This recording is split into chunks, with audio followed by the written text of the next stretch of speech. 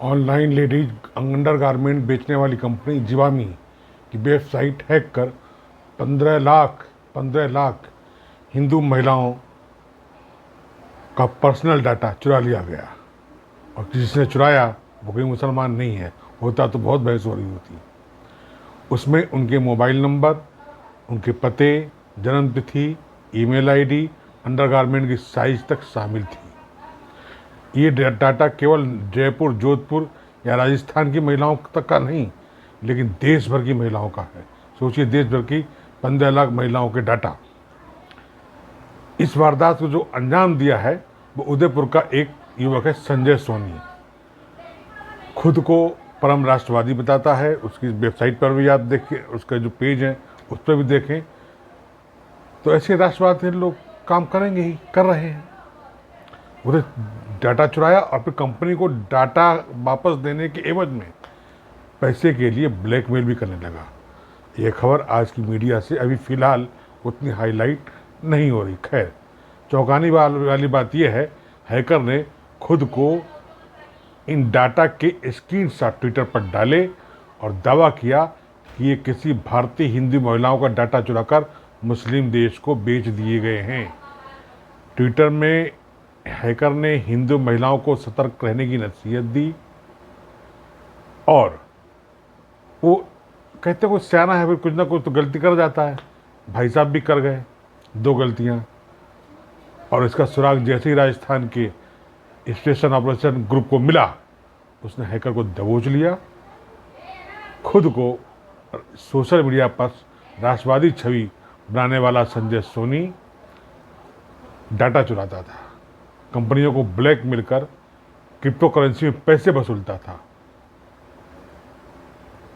Crypto currency में, Indian currency में नहीं।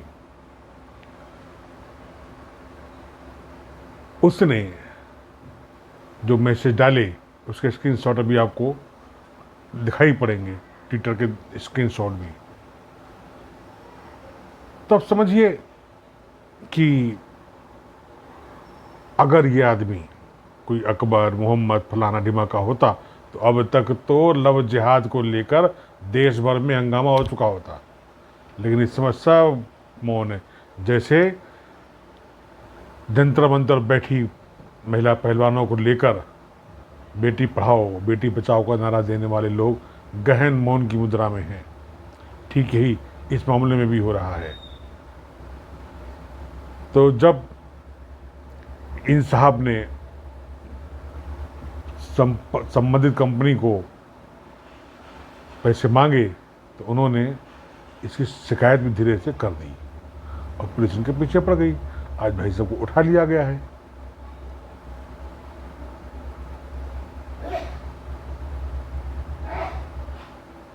और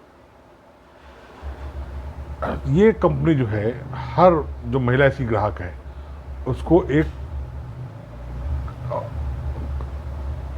इसने ट्विटर पर कहा कि इस कंपनी के खिलाफ इसकी महिला ग्राहकों को एफआईआर दर्ज करनी चाहिए, क्योंकि इसका डाटा जो है मुस्लिम देशों को बेच दिया गया, जबकि बेचने वाला खुद आदमी है, चुराने वाला खुद आदमी है।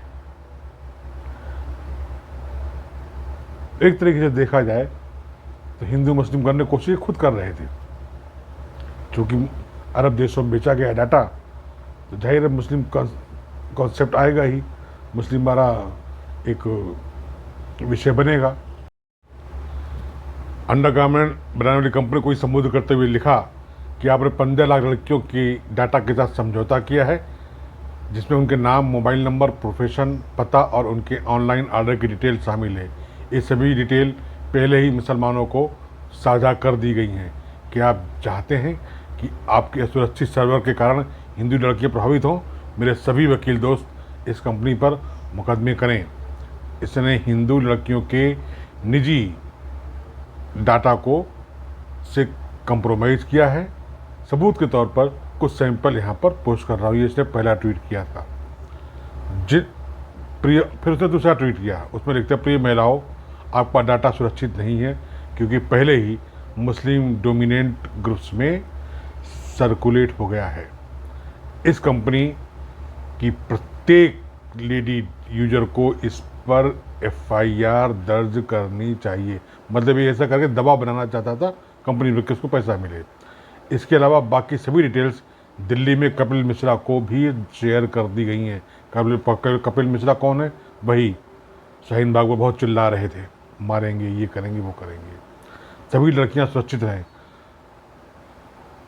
और एक और उसने ट्वीट किया, उसमें खुद ही कई महिलाओं के डेटा का स्क्रीनशॉट उसने शेयर कर दिया। दावा किया कि इस तरह के करीब 40 लाख हिंदू लड़कियों का डाटा मुस्लिम देशों को बेचा जा चुका है। ये उन लोगों को दिया जा रहा है जो आपको लव जिहाद, किडनैपिंग, रैप, एसिड अटैक जैसे मुसीबतों में डालती हैं। ये महिलाओं को इसने ट्विटर में संबोधित करते हुए लिखा। मतलब एक तब ये दिखा रहा था कि मैं कितना हिंदू लड़कियों का हितैषी हूँ, उनकी कितनी चिंता करता हूँ वगैरह वगैरह, जो उसने दिमाग में चलाया अपना, ये दिखाने की कोशिश कर रहा था। लेकिन हुआ क्या, जब एसओजी घुसी और उसने पता लगाया तो साहब जो है उदयपुर से धर लिए गए हैं। वैसे ये किसी हैकर ग्रुप में भी काम करते रहे हैं, कुछ दिन दुबई वगैरह में भी रहे हैं, और इनके सारे जो ट्वीट वगैरह हैं ये 25 मई किसी 25 मई के हैं, जिसने साइबर हंट्स ट्विटर प्रोफाइल से ट्वीट किए थे। इसने भारतीय रेलवे को भी टैग किया था ताकि IRCTC से भी पैसा मांग सके, कि वहाँ पर भी काफ़ी लोगों के डाटा होते हैं। ट्वीट के साथ लड़कियों के जो निजी डाटा वाली कुछ फाइल्स के स्क्रीनशॉट भी शेयर कर दिए। स्क्रीनशॉट में भारत के हर स्टेट की महिलाओं का डाटा था। अब इस पर सबसे पहले IRCTC ने अपना स्पष्टीकरण जारी किया कि उसने ऐसा कोई डाटा उसका लीक नहीं हुआ है। दूसरे थे ये कंपनी वाले जो अंडरगारमेंट बनाते हैं, इन्होंने तुरंत राजस्थान के एसओजी से संपर्क किया और इसको पुलिस को जांच के लिए सौंप दिया। पुलिस एक्शन में आई और इनको धर लिया गया। सवाल ये है कि क्या ये राष्ट्रवाद है या ये हिंदू को बचाने का तरीका है, जैसा पहले ट्वीट में कर रहा था, जबकि इसका पूरा इरादा था कि जो कंपनी है उससे ये पैसा वसूल है। इसने कुछ पैसा वसूला भी है शायद, ऐसा पता चला है, जांच जारी है। बहरहाल ये फर्जी राष्ट्रवाद, फर्जी देशभक्ति का एक चेहरा आप इसमें देखिए।